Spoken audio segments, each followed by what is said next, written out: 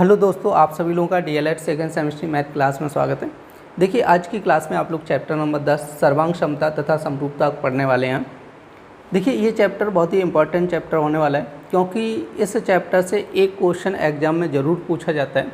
आप लोग राजन सीरीज और पवन सीरीज में देख सकते हैं, जो आपके पेपर दिए गए हैं उनमें देखिए एक क्वेश्चन आपका 2 नंबर का ज़रूर पूछा गया है एग्ज़ाम में। तो इसलिए आपकी ये क्लास बहुत ही इंपॉर्टेंट क्लास होने वाली है। तो देखिए, क्लास को स्टार्ट करने से पहले जिन लोगों ने अभी तक चैनल को सब्सक्राइब नहीं किया है, कृपया आप लोग चैनल को सब्सक्राइब कर लें और देखिए ज़्यादा से ज़्यादा शेयर कीजिए, जिससे कि ज़्यादा से ज़्यादा लोग जुड़ सकें। तो ज़्यादा टाइम ना वेस्ट करते हुए करते हैं आज की क्लास को स्टार्ट।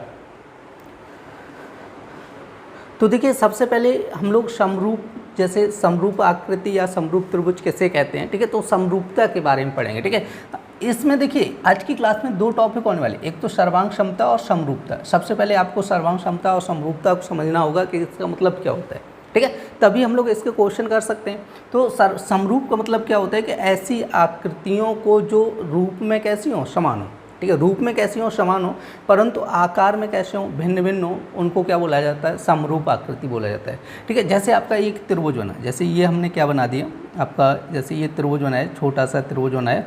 अब इसी जगह एक बड़ा सा त्रिभुज बना दिया, ठीक है। तो इनको क्या बोला जाए, दोनों आकृति कैसी होंगी, समरूप। देखो, रूप में तो समान है, ठीक है, लेकिन आकार में कैसी हैं, भिन्न भिन्न है, ठीक है। क्योंकि इसका आकार छोटा है, इसका आकार कैसा है, बड़ा है। तो समरूप का मतलब यही होता है कि ऐसी आकृतियां जो रूप में कैसी होनी चाहिए, समान होनी चाहिए, परंतु आकार में कैसी होनी चाहिए, भिन्न भिन्न होनी चाहिए, ठीक है। तो उनको क्या बोला जाएगा, समरूप आकृति बोला जाएगा। क्लियर हुआ समरूप। अब जैसे यहाँ पे सर्वांग क्षमता की बात करते हैं, कह रहे कि एक जैसी दिखने वाली वस्तुओं को यदि किसी धरातल पर रखा जाए और कह रहे वे एक दूसरे को पूर्ण रूप से ढक लें, तो उन्हें क्या कहते हैं, एक दूसरे के सर्वांगक्षम कहा जाता है। देखो, इसमें क्या होता है कि रूप तो एक जैसा होना चाहिए, ठीक है।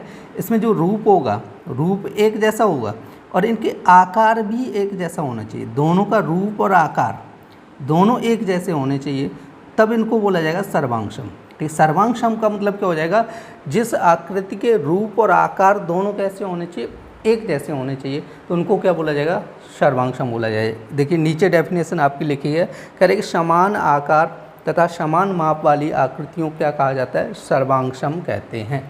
से समान आकार होना चाहिए, दोनों का आकार कैसा, समान है।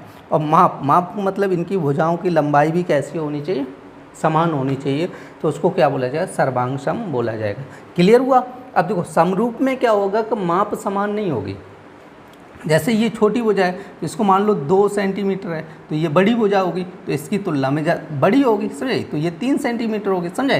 तो इनकी दोनों की माप समान है, नहीं है। लेकिन सर्वांगक्षम की कंडीशन क्या कहती है कि दोनों का आकार समान होना चाहिए और दोनों की क्या होनी चाहिए, माप भी समान होनी चाहिए, तभी उसको बोला जाएगा कि वो सर्वांगक्षम है, समझे। तो आप लोग ये दोनों डेफिनेशन नोट कर सकते हैं, या तो आप लोग इन दोनों का स्क्रीनशॉट ले सकते हैं। देखिए, अब हम लोग देखते हैं सर्वांग क्षमता की कुछ विशेषताएं या कुछ कंडीशंस समझनी होंगी, ठीक है। हम लोग देखेंगे कि विशेषताएं या कंडीशन क्या होती हैं। जैसे यहाँ पे कह रहे हैं कि 2 सर्वांगक्षम कोणों की माप क्या होती है, बराबर होती है, ठीक है। जैसे 2 सर्वांगक्षम कोणों की बात करेंगे तो उनकी माप कैसी होनी चाहिए, ठीक है, बराबर होनी चाहिए। जैसे कोई त्रिभुज दिया गया, उसके 2 कोण कैसे हैं, 2 कोणों की माप कैसी है, समान है, तो उसको सर्वांगक्षम बोला जाएगा, ठीक है। ये कंडीशन कह रही है। उसके बाद क्या कह रहे हैं कि 2 सर्वांगक्षम रेखाखंडों की लंबाइयाँ कैसी होनी चाहिए, समान होती हैं। तो सर्वांगक्षम मतलब रेखाखंड, मतलब जैसे एक लाइन ये है AB और इसी तरह एक लाइन दूसरी खींच दी गई PQ, और दोनों की लंबाई कैसी होनी चाहिए, समान होनी चाहिए, तो इसको हम लोग क्या बोलेंगे, ठीक है। भाई कह रहे हैं 2 रेखाखंडों की लंबाइयाँ कैसी होनी चाहिए, समान होनी चाहिए, तो उसको क्या बोला जाएगा, सर्वांगक्षम बोला जाएगा, समझे। अब देखो थर्ड कंडीशन क्या कह रहे हैं कि 2 समान वृत्तों के अर्धव्यास, 2 समान वृत्तों की क्या होनी चाहिए, अर्धव्यास, और कह रहे हैं परिधि तथा क्षेत्रफल बराबर होते हैं।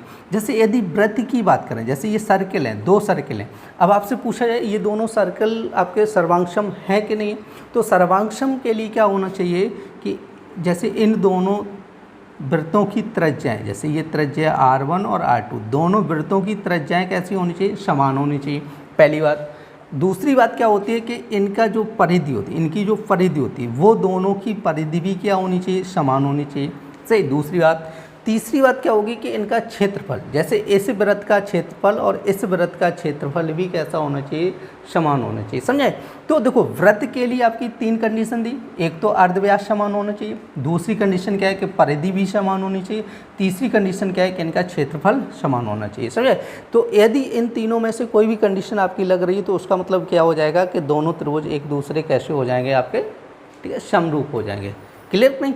अब उसके बाद बात करते हैं, जैसे यहाँ पे कह रहे हैं कि 2 सर्वांगसम त्रिभुजों के संगत कोण, संगत भुजाएं तथा आपके कह रहे हैं क्षेत्रफल बराबर होते हैं। जैसे यहाँ पे त्रिभुज की बात करें तो यहाँ पे त्रिभुज की ध्यान रखना है, जैसे त्रिभुज की बात करेंगे तो उसकी संगत भुजाएं और संगत कोण कैसे होने चाहिए, बराबर होने चाहिए, और उनका क्षेत्रफल भी दोनों का कैसा होना चाहिए, बराबर होना चाहिए, ठीक है। तो हमसे क्या कह रहा है कि संगत कोण, कोण का मतलब जैसे ये कोण 90 डिग्री है तो ये भी 90 डिग्री होगा, जैसे ये आपका जैसे मान के चलो 40 डिग्री है तो ये भी 40 डिग्री हो जाएगा, ठीक है। जैसे ये भुजा और ये भुजा बराबर है तो ये भुजा आपकी ये भुजा बराबर हो जाएगी। तो यदि ये कंडीशन लग रही है, मतलब क्या कह रहा है कि संगत कोण और संगत भुजाएँ कैसे हैं, बराबर हैं, ठीक है, और या क्षेत्रफल भी बराबर है, तो इसका मतलब क्या हो जाएगा, वो त्रिभुज क्या कहलाएंगे, सर्वांगसम त्रिभुज कहलाएंगे।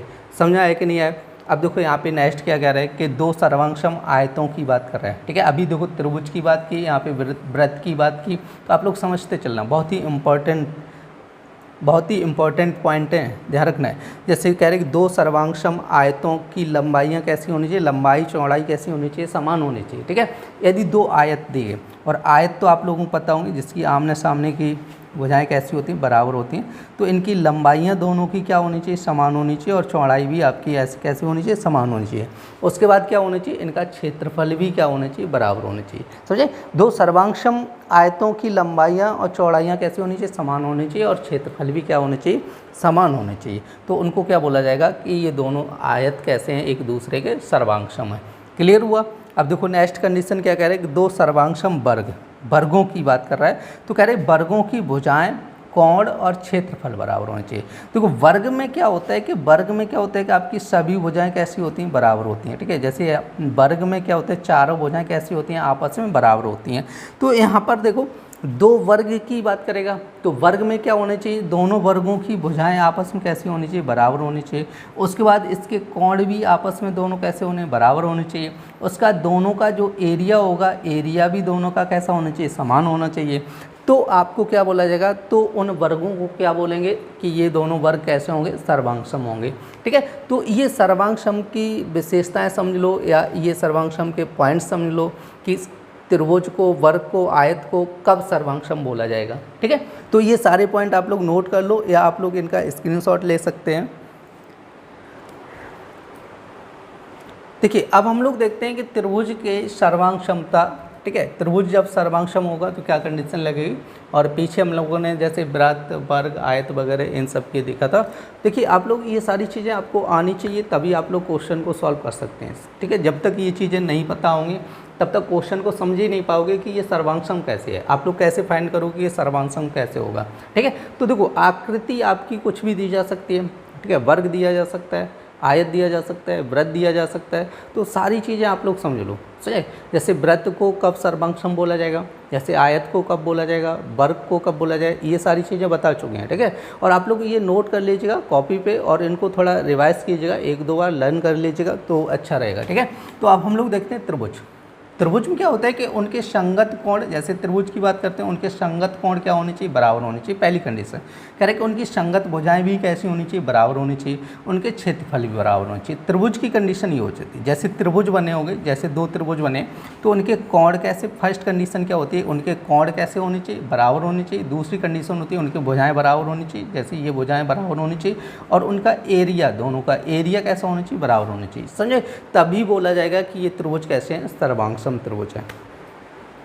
देखिए अब यहाँ पर आपको कुछ, ठीक है, आकृतियाँ दी गई जो एक दूसरे के सर्वांगसम है, तो इनको समझना होगा। जैसे फर्स्ट दिया गया यहाँ पर कोण, जो जैसे ये आपकी AB और यहाँ से BC दिया है, तो इसका देखो कोण, और ये कोण और ये कोण दोनों समान है, ठीक है। तो इनको दोनों क्या बोला जाएगा, सर्वांगसम कोण बोला जाएगा, ठीक है। अब जैसे एक लाइन खींचे AB, दूसरी लाइन CD है, तो ये क्या हो गया, सर्वांगसम रेखाखंड हो गया, क्योंकि दोनों की लंबाई कैसी होनी चाहिए, समान होनी चाहिए, ठीक है। दोनों की लंबाई कैसी होनी चाहिए, समान होनी चाहिए, सर्वांगसम ठीक है, रेखाखंड बोलेंगे। और ये कोण आपस में बराबर है तो इनको क्या बोला जाएगा, सर्वांगसम कोण बोला जाएगा। ठीक है, अब देखो त्रिभुज, अब देखो सर्वांगसम में आपको बताया था त्रिभुज कैसे होने चाहिए, एक रूप के होने चाहिए। ठीक है, देखो एक रूप के हैं कि नहीं, एक जैसे दिख रहे हैं कि नहीं दिख रहे हैं, सही। उसके बाद इनकी भुजाएं भी कैसी होनी चाहिए, आपकी समान होनी चाहिए। ठीक है, भुजाएं छोटी बड़ी नहीं होनी चाहिए, भुजाएं कैसे होनी चाहिए, समान होनी चाहिए। जैसे ए बी भुजा और डी ई भुजा ये आपस में बराबर होनी चाहिए, जैसे इसकी ये भुजा इसके बराबर होनी चाहिए और ये वाली भुजा इसके बराबर होनी चाहिए और ये भुजा और इसके बराबर होनी चाहिए, समझे। तो इसके देखो ये एक रूप जैसे होने चाहिए और इनकी भुजाओं का मतलब भुजाएं आपस में कैसी होनी चाहिए, बराबर होनी चाहिए। ठीक है, तो ये बोला जाएगा सर्वांगसम त्रिभुज। ठीक है, अब देखो उसके बाद बात करते हैं सर्वांगसम वृत्त। वृत्त के लिए आपको बताया था, देखो वृत्त तो देखो दोनों समान आकार के हैं, तो इसकी आपको त्रिज्या ज्ञात करनी होगी। इन दोनों की त्रिज्याएँ कैसी होनी चाहिए, समान होनी चाहिए। त्रिज्या के बाद आपकी परिधि भी कैसी होनी चाहिए, समान होनी चाहिए। और इसका क्षेत्रफल भी कैसा होना चाहिए, समान होना चाहिए। ठीक है, क्षेत्रफल भी कैसा होना चाहिए, समान होना चाहिए। ठीक है, तो ये 3 कंडीशन इसमें लगती हैं। और इसमें क्या होता है कि आपके इसके कोण कैसे होने चाहिए, समान होने चाहिए। और इसकी भुजाएं कैसी होनी चाहिए, वो भी समान होनी चाहिए। और इसका क्षेत्रफल भी क्या होना चाहिए, समान होना चाहिए। तो हम लोग कह सकते हैं कि त्रिभुज कैसा है, आपका सर्वांगसम है। क्लियर हुआ कि नहीं। अब देखो यहाँ पर क्या आया, आपका आयत आ गया। तो आयत में क्या होता है कि आमने सामने की भुजाएं बराबर होती हैं, तो इनको देख लीजिएगा। ठीक है, तो इनको यदि आप लोग देखोगे तो देखो ये भुजा जैसे आपकी, या तो ये समझो ये भुजा इसके बराबर, ये वाली भुजा इसके बराबर हो गई, देखो क्लियर नहीं।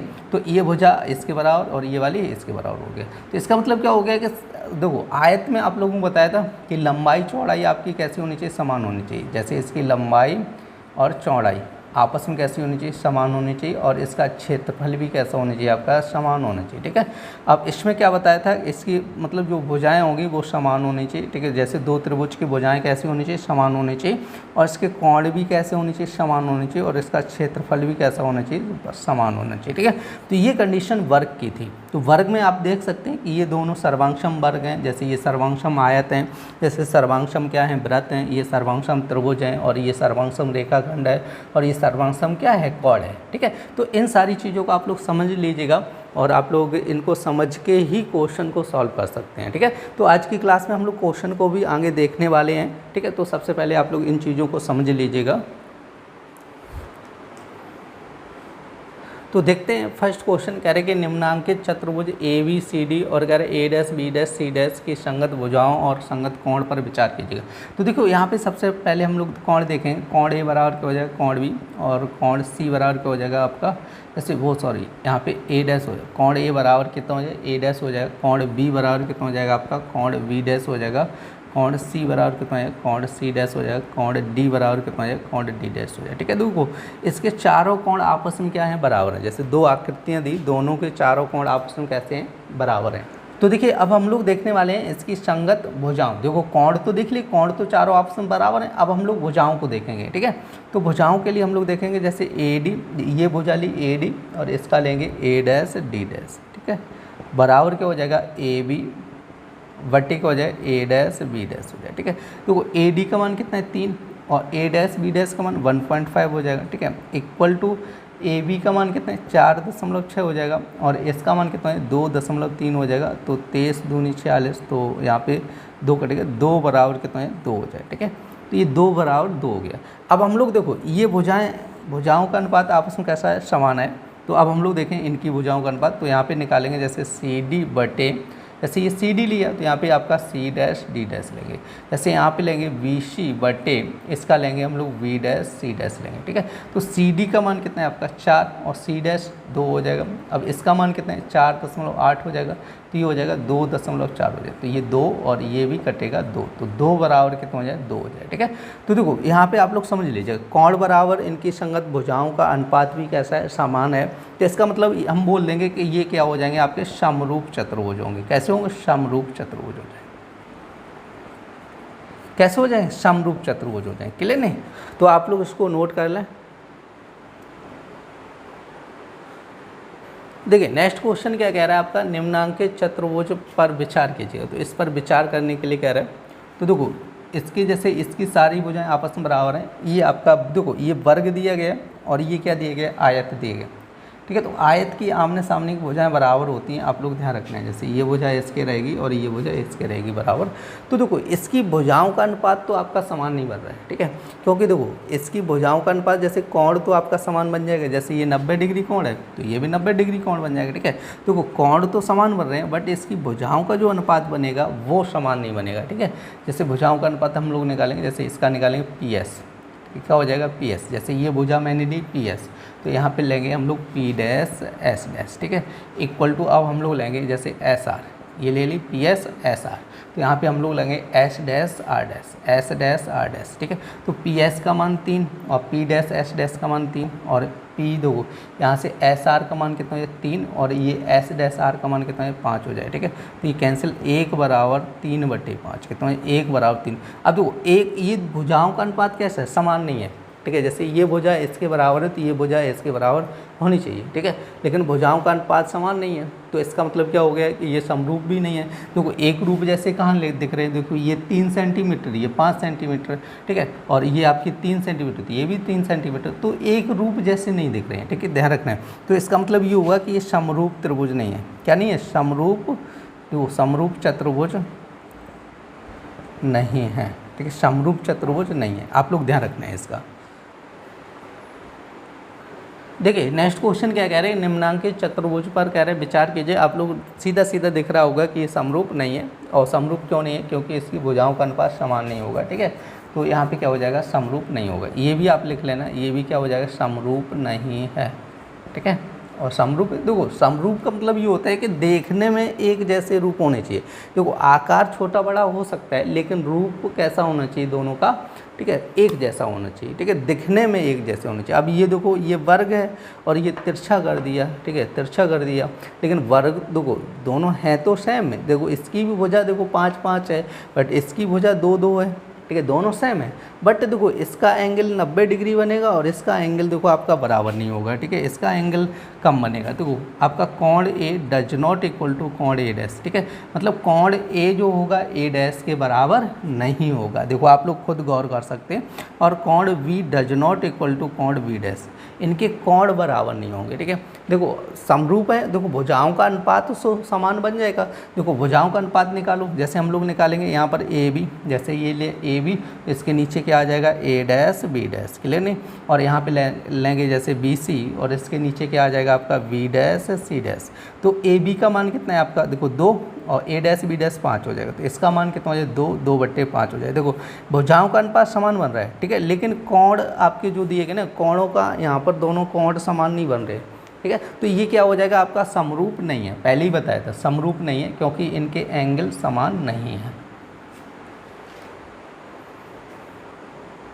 देखिए नेक्स्ट क्वेश्चन क्या कह रहे हैं, दो त्रिभुज DEF दिया है और कह रहे हैं ABC दिया है और इन पर विचार करने को कह रहे हैं। तो देखो यहाँ से हम लोग देखेंगे कोण D इक्वल टू कोण A हो जाएगा, ठीक है, क्योंकि D और A आपस में बराबर है। कोण E इक्वल टू कोण V हो जाएगा और यहाँ से कोण F इक्वल टू कोण के तो आ जाए C हो जाए, ठीक है। तो देखो तीनों कोण आपस में कैसे हो गए, बराबर हो गए। उसके बाद हम लोग देखेंगे EF और आपका बट्टी कर लो BC, क्या कर लो BC इक्वल टू आपको हो जाए 3/6, तो 1 2, तो यहाँ पे हो जाएगा 1/2। आप लोग ध्यान रखना है कि जैसे लिखेंगे समान कोणिक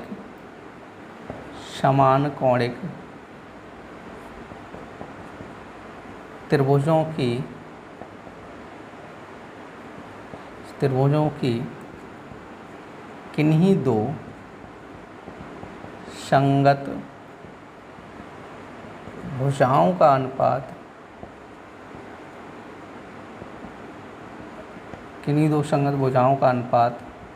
समान होता है, ठीक है, समान होता है।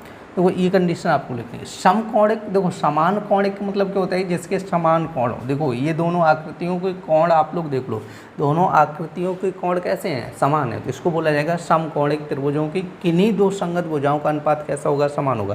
देखो अभी ये दोनों भुजाओं का अनुपात किया हुआ समान, जैसे ये आया, इन दोनों भुजाओं का अनुपात कितना है 1/2 आया, तो मतलब ये होगा इन दोनों भुजाओं का अनुपात भी यही होगा, ठीक है। तो यहाँ पे हम लोग लिख सकते हैं DE बटे आपका क्या हो जाए AB, क्या हो जाए AB, और बराबर हो जाएगा आपका DF, यहाँ पे क्या लिखना है DF बटे कितना हो जाएगा आपका AC हो जाए, ठीक है।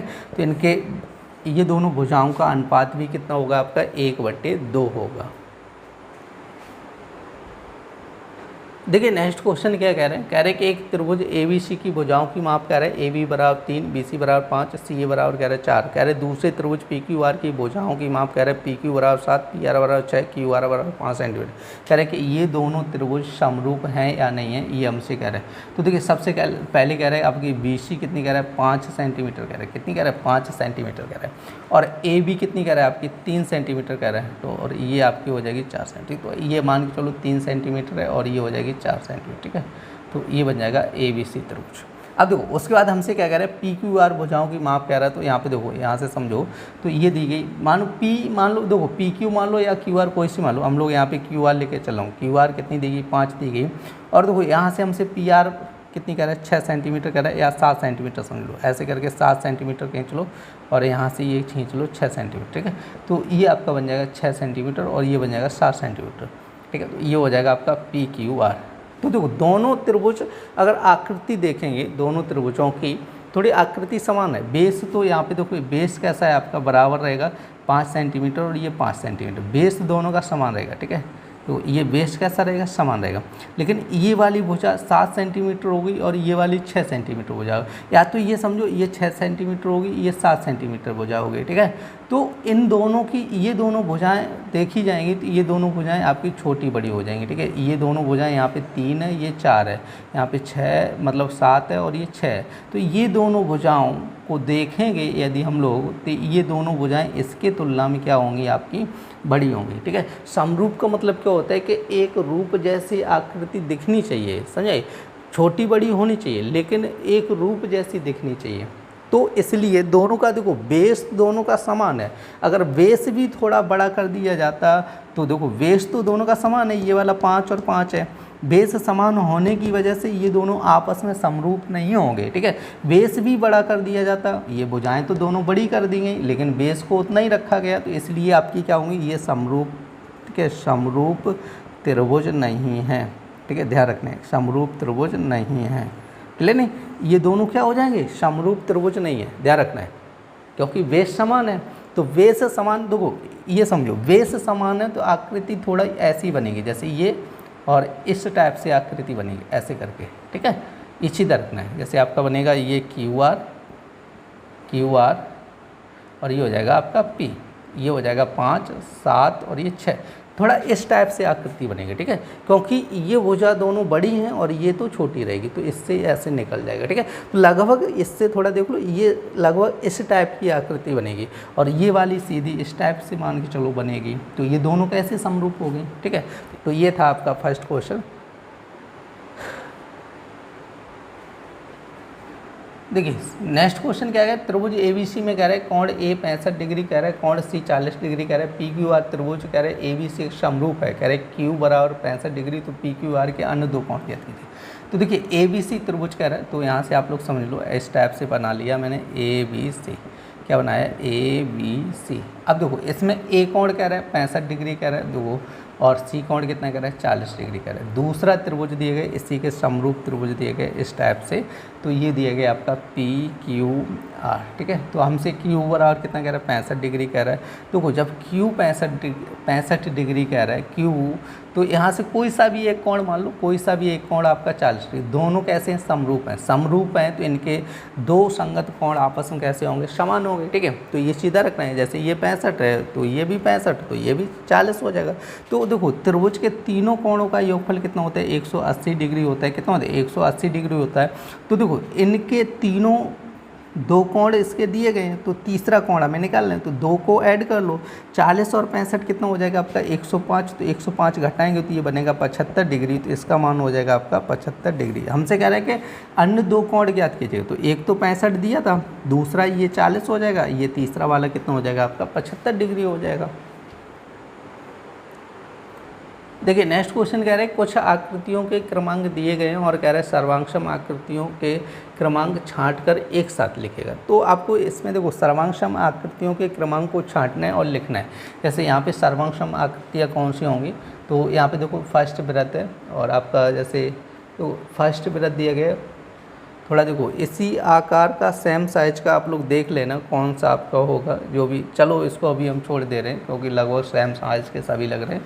जैसे दूसरी आकृति छठवीं के समरूप है, जैसे दूसरी देखो, दूसरी और छठवीं आपस में क्या हो जाएंगी, आपकी समरूप हो जाएंगी, ठीक है। दूसरी छठवीं हो जाएंगी और तीसरी सातवीं हो जाएगी, देखो तीसरी सातवीं के समरूप है, ठीक है, तीसरी सातवीं हो जाएगी।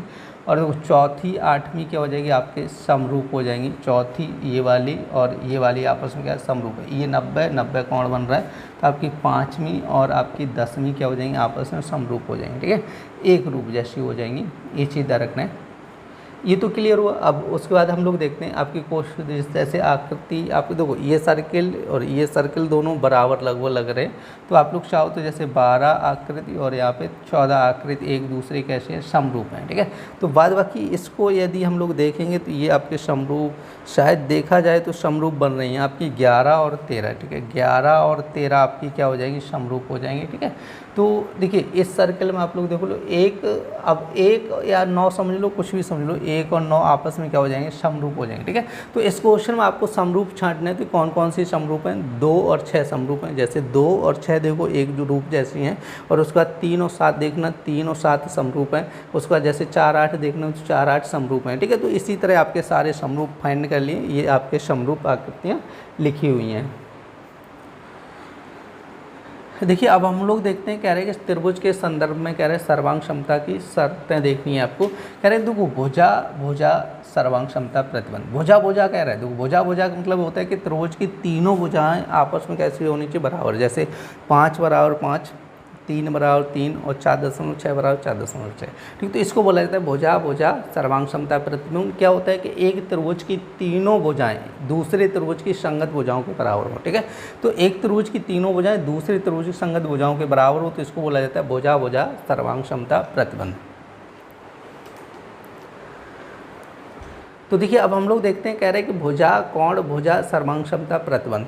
भुजा कोण भुजा मतलब पहले भुजा फिर कोण फिर भुजा। जैसे ये भुजा है इस भुजा के बराबर हो, फिर ये कोण इसके कोण के बराबर हो, तो ये भुजा इसके, ठीक है। तो ये देखो ये कोण और ये कोण देखो आपस में बराबर हैं, तो ये भुजा देखो इसके बराबर, तो ये भुजा इसके बराबर, ठीक है। तो वही कह रहा है भुजा और कोण फिर भुजा, भुजा कोण भुजा क्या होता है, सर्वांग क्षमता प्रतिबंध होता है। तो यहाँ पे लिखा भी है, जैसे एक त्रिभुज की कह रहे हैं कि 2 भुजाएं एवं उनके बीच का कोण, जैसे कह रहे 2 भुजाएं और उनके बीच का कोण, और कह रहे दूसरे त्रिभुज की कह रहे कि 2 भुजाएं और उनके बीच के कोण आपस में कैसे होनी चाहिए, बराबर होनी चाहिए। तो वहाँ पे क्या लगेगा, भुजा कोण भुजा सर्वांग क्षमता प्रतिबंध लगेगा।